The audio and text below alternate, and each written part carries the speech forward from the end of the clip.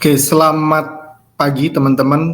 Kita akan membahas gitu eee, tips-tips untuk memahami materi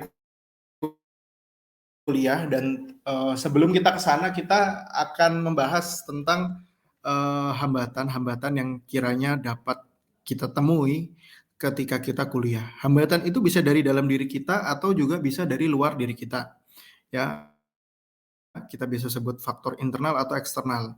Internal itu biasa kita eee biasanya kita itu akan ketemu beberapa hal ya, misalnya internal itu males, kedua, intelektual kita juga mungkin kurang nyambung gitu dengan jurusan yang kita ambil, jadi lebih tepatnya mungkin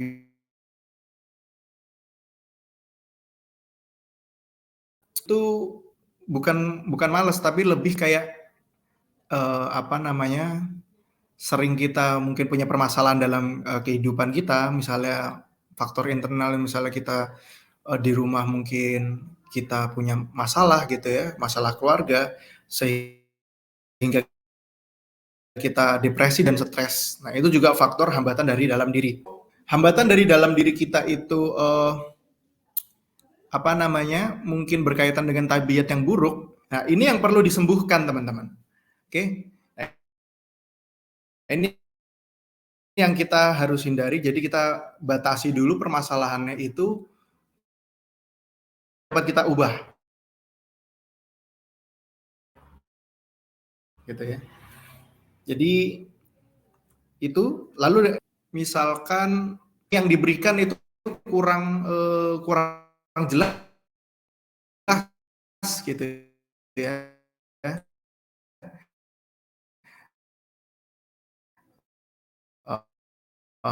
menjelaskan. Lebih banyak kita temukan masalah itu bukan dari luar, tapi justru dari dalam diri kita, ya.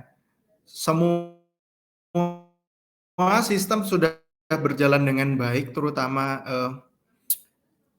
terprogram dengan baik dalam mereka mengajar.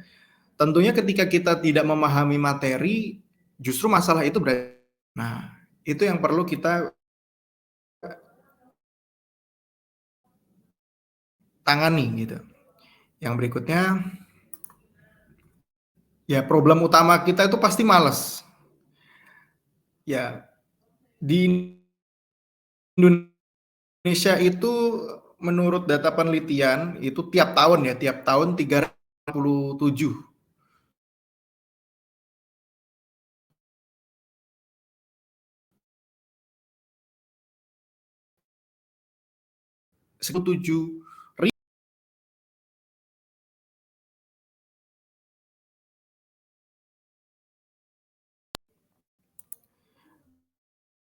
paling sering kita temui itu adalah ya males. Males itu masalah utama. Jadi ketika kita izinkan, kita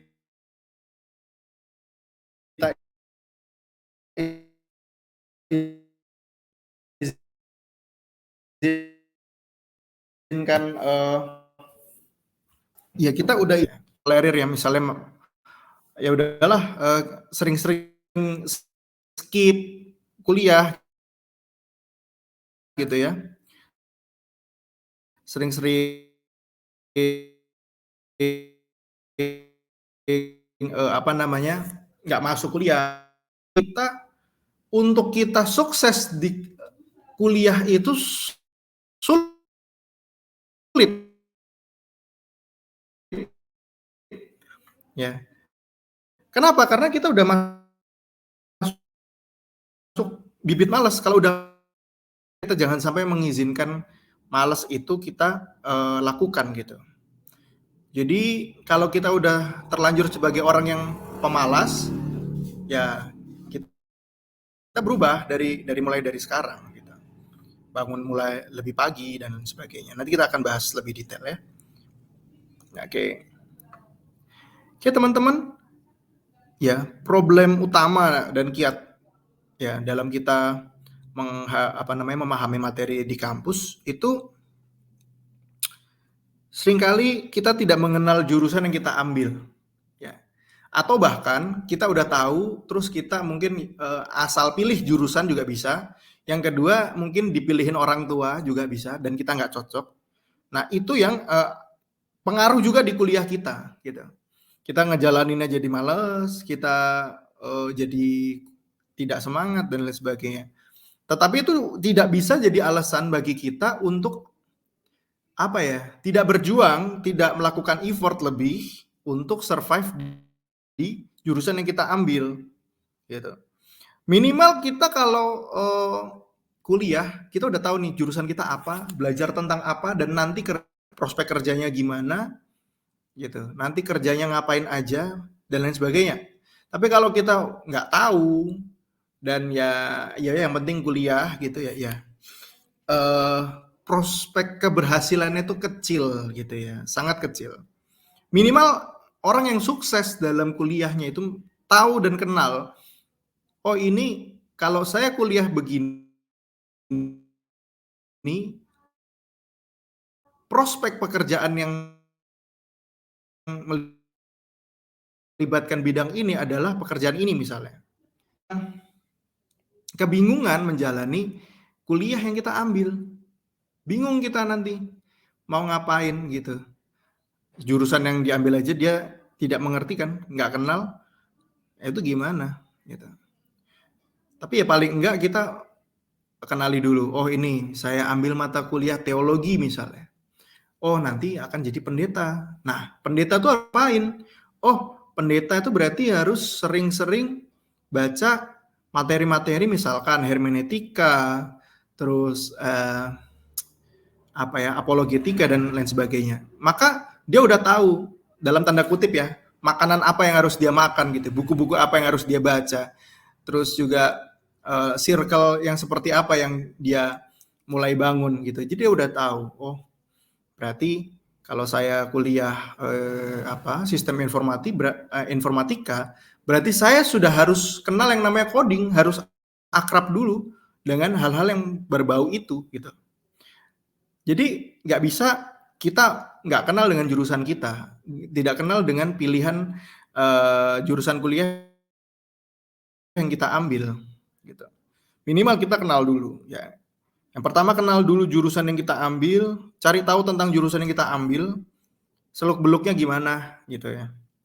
Yang kedua punya hubungan yang khusus ya, kenal dengan kakak tingkat yang emang dia pinter, gitu. Jadi kalau memang kita perlu bantuan kakak tingkat, kita bisa tanyakan dan diskusikan gitu. Atau setidaknya terhubung juga dengan teman yang memang lebih pintar dari kita dan kita belajar bareng nih bersama dia. Ya. Beberapa anak mahasiswa kami angkatan sebelumnya sempat punya kelompok belajar. Jadi ngajarin temennya yang mungkin agak kesulitan belajar atau kuliah gitu ya, mungkin pemahamannya dengan materi kuliah ini agak kurang, maka dibantu oleh teman-teman yang lebih paham. Dan singkat cerita anak itu ya bisa survive lah dengan nilai yang lumayan gitu. Jadi itu juga yang bisa dibangun oleh teman-teman. Cari circle yang baik, cari cari jika teman-teman merasa oh kayaknya aku kurang di sini misalkan materi tentang apa begitu ya, terus teman atau kakak tingkat yang lebih menguasai, maka itu yang perlu kita bergaul dengan dia gitu. Yang ketiga, kenali dengan yang nomor 2 ini, poin nomor 2 ya, kenali kendalanya apa.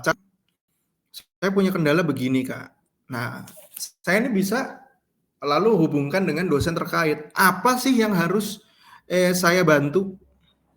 Apa sih yang kira-kira bisa saya berikan gitu? Ya, buku-buku kuliah juga udah saya penuhi di perpustakaan asrama. Jikalau masih kurang, nanti pasti akan saya carikan buku yang seperti apa untuk fill perpustakaan asrama, gitu.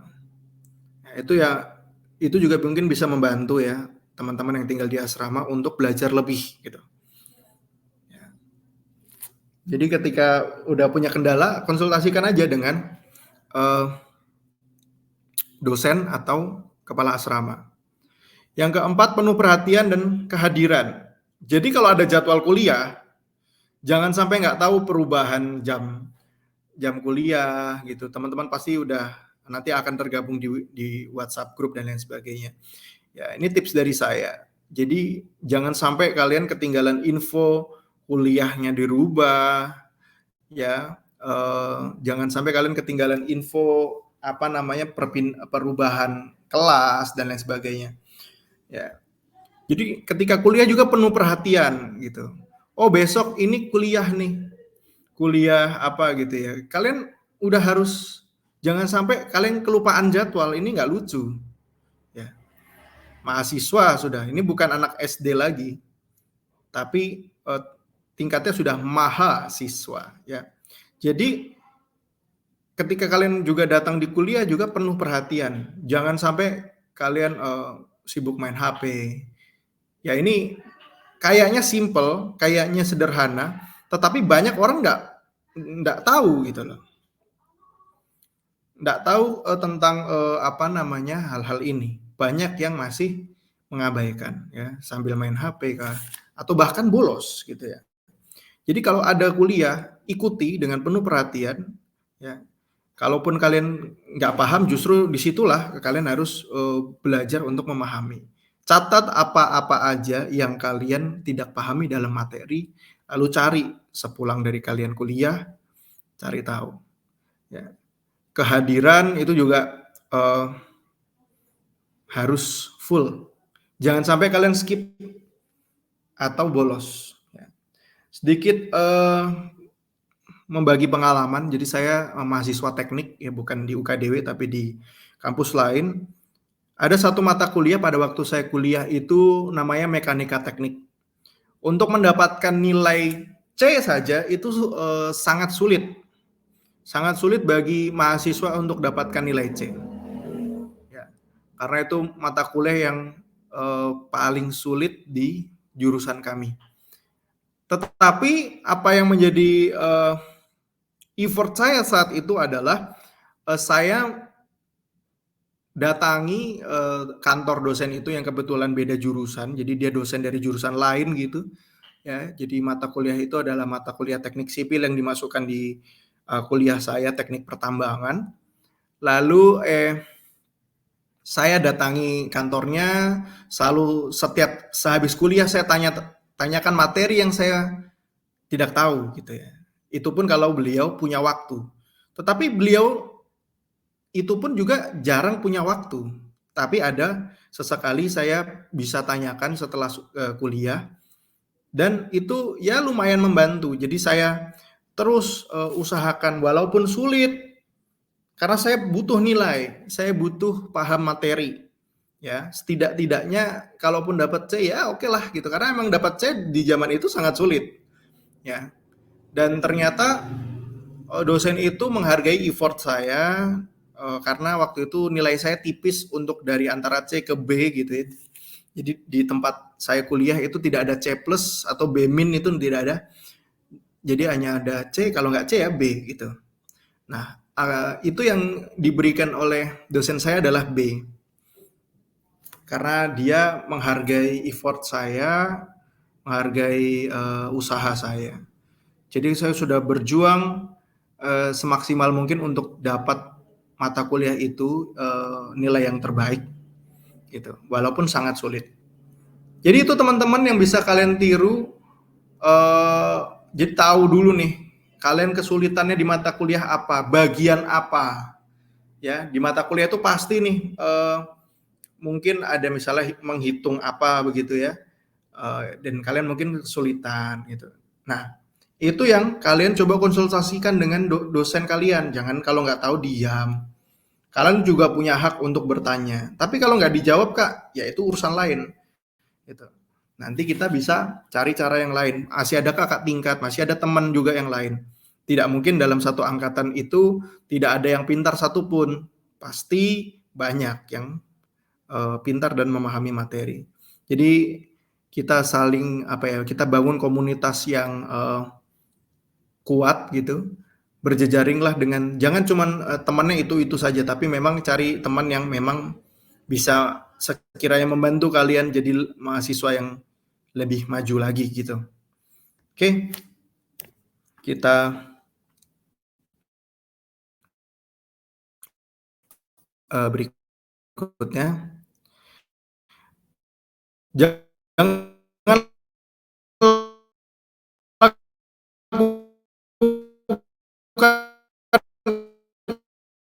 ini jika kalian ingin kuliah kalian berhasil. Mata kuliahnya ketika dia kuliah itu IPK-nya nggak perform gitu. Nah ini yang saya amati nih, kenapanya mereka tidak bisa berhasil begitu. Yang pertama salah pergaulan atau pergaulan bebas. Pergaulan bebas ini yang saya maksudkan adalah ya bergaul yang sembarangan gitu. Teman yang dipilih juga teman yang suka bolos, teman yang suka mabuk, teman yang suka pergi clubbing, pulang malam dan lain sebagainya, melanggar aturan. Ya. Dari pergaulan yang seperti itu tentu merubah kebiasaan, ya, merubah kebiasaan yang tadinya baik menjadi malas gitu. Ya. Sense atau niat belajarnya jadi rendah karena apa? Ya karena bergaul dengan orang-orang yang malas, bergaul dengan orang-orang yang suka melanggar aturan, lama-kelamaan ngikut. Atau bahkan dia sendiri yang yang istilahnya memberi pengaruh itu gitu. Mungkin dia juga malas, suka melanggar aturan dan lain sebagainya. Jadi pergaulan yang salah ini membawa kita kepada kebiasaan yang buruk. Yang kedua ini kebiasaan bolos atau skip kuliah. Ya ini klasik ya. Bolos itu ya jelas kita pasti akan ketinggalan materi walaupun kita bisa minta catatan di teman atau lihat mungkin kalau itu kuliah online begitu mungkin ada rekaman ya. Kita pun pasti akan ketinggalan, lebih tertinggal daripada teman-teman yang lain gitu. Jadi jangan pernah kita coba-coba untuk bolos ya, apalagi skip gitu. Sengaja untuk tidak mengikuti perkuliahan. Ingat IPK yang rendah di bawah ketentuan itu beresiko beasiswa kalian bisa dicabut. Saya ulangi, IPK yang tidak perform itu beresiko beasiswa kalian bisa dicabut. Jadi jangan sampai hal-hal ini mempengaruhi prestasi kalian. Oke, yang ketiga malas bangun pagi. Di asrama sering kali anak-anak itu suka bangun siang gitu ya. Mungkin ya udah bangun tapi di dalam kamar itu nggak masalah sih. Tapi seringkali pagi-pagi dengan alasan mentang-mentang tidak kuliah gitu, bangunnya siang jam 12, bangunnya siang lagi jam 1 siang gitu. Ini nggak bagus.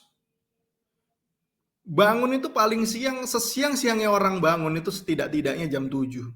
Biasakan bangun di bawah jam 7.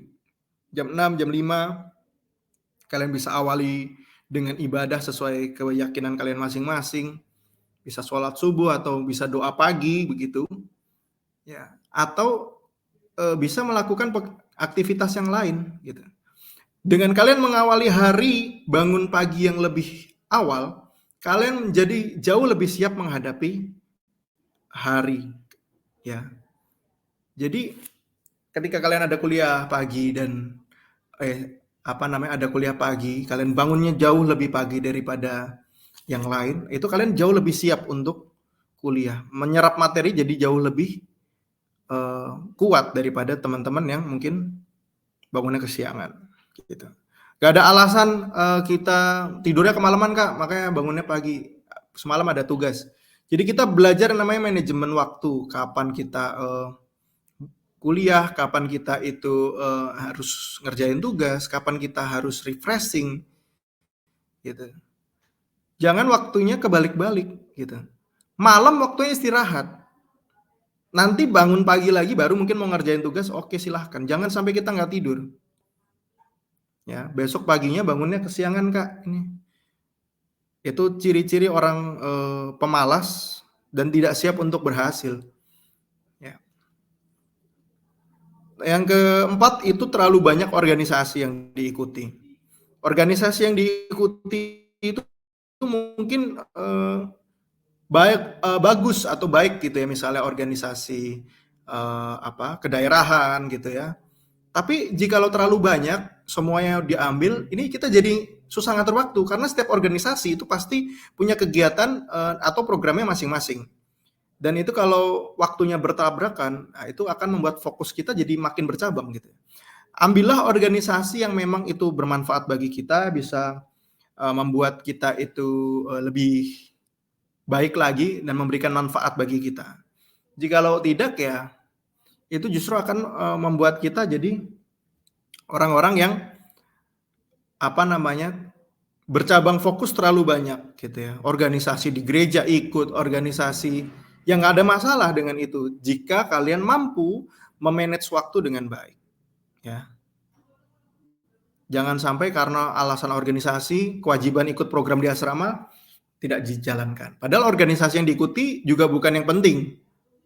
Ya, juga bukan yang penting dan itu hanya berkaitan dengan hobi kalian aja.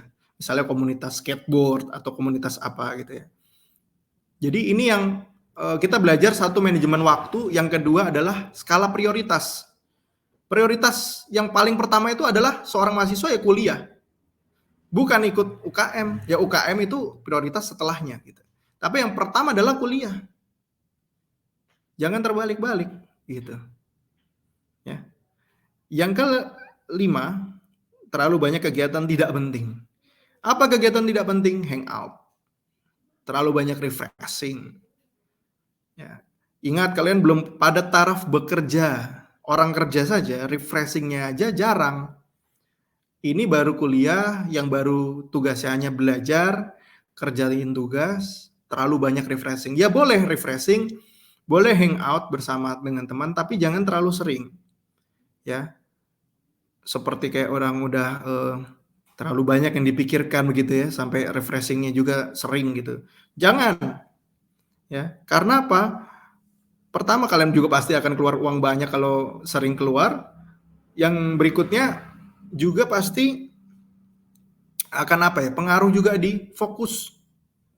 Terlalu banyak sering keluar, ya, terus pulangnya juga mungkin malam gitu ya. Pengaruh di badan juga jadi capek malah gitu. Padahal refreshing itu bisa nggak harus pergi-pergi gitu. Boleh pergi-pergi, tetapi frekuensinya ini yang kita perhatikan gitu.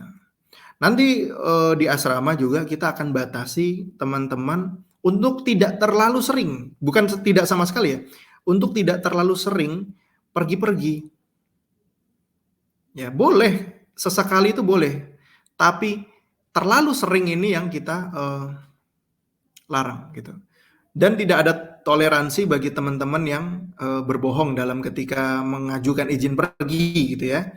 Bilangnya tugas, ternyata di Malioboro main gitu ya. Jika itu ketahuan, akan kami berikan SP1. Jadi karena memang kita perhatikan sekali kuliah kalian supaya jadi berhasil. Yang berikutnya pacaran terus. Ya. Jadi belum pada tempatnya kalian untuk terlalu banyak kegiatan ini gitu ya. Bukan berarti tidak boleh sama sekali, bukan berarti Pak Adrian melarang gitu, enggak. Boleh dan sangat boleh, malah saya anjurkan. Misalnya kalian kenal lawan jenis ya, silahkan saja gitu. Kalian memadu kasih, terserah, tapi pada waktu dan tempat yang memang pas. Sekarang waktunya kalian kuliah, bukan waktunya pacaran. Boleh kok punya pacar, silahkan, itu tidak dilarang. Tapi waktu untuk pergi pacaran ini yang kalau terlalu bucin ya, terus pacarnya minta ketemu, minta jalan-jalan, wah ini silakan pacaran saja, jangan kuliah. Ya. Jangan juga di asrama gitu. Karena, di asrama tempatnya orang yang fokus untuk kuliahnya, tempatnya orang yang fokus untuk dibina, gitu. Jadi, boleh pacaran, tapi dalam batas wajar dan juga bukan, mengarah kepada pelanggaran-pelanggaran, gitu. Yang berikutnya lakukan, ini yang harus kalian lakukan. Pertama, perbanyak membaca. Membaca apa, Kak? Ya membaca, buku-buku terkait dengan jurusan kalian, ya. Terkait dengan bidang yang kalian akan tekuni, ya. Yang kedua, biasakan bangun pagi setiap hari. Setiap hari, bukan pada waktu kuliah saja, bukan weekday atau weekend, tapi setiap hari. Ini kalau kalian mau berhasil. Yang ketiga, punya relasi yang baik dengan cutting dan dosen. Kalau kalian punya relasi yang baik dengan mereka, tentu akan ada yang namanya transfer ilmu, ya, transfer ilmu yang kalian dapatkan dari mereka, orang-orang yang lebih berpengalaman. Yang keempat, itu tergabung dalam organisasi yang tepat. Kalau organisasinya nggak tepat, ya justru malah akan membawa kalian pada kehancuran, gitu. Membawa kalian pada menjadi orang yang lebih males, menjadi orang yang fokus kalian nanti jadi bukan di kuliah lagi, gitu. Tapi organisasi yang tepat justru malah menstimulan kalian untuk menjadi orang yang lebih rajin, lebih terasah pola pikirnya, lebih kritis dan lain sebagainya. Ya, yang kelima, datang kuliah dan ujian tidak mepet waktu. Jangan sampai kita datang kuliah itu mepet. Ya, benar sih datang, tapi kalau kita mepet, ini kita tidak memberi ruang kepada otak untuk mempersiapkan space untuk menerima materi, gitu. Kalau kita datangnya tepat waktu, kita masih punya space waktu untuk setidaknya persiapan dan lain sebagainya. Jadi jangan sampai telat. Oke, demikian yang bisa saya bagikan, semoga bermanfaat. Terima kasih, selamat pagi.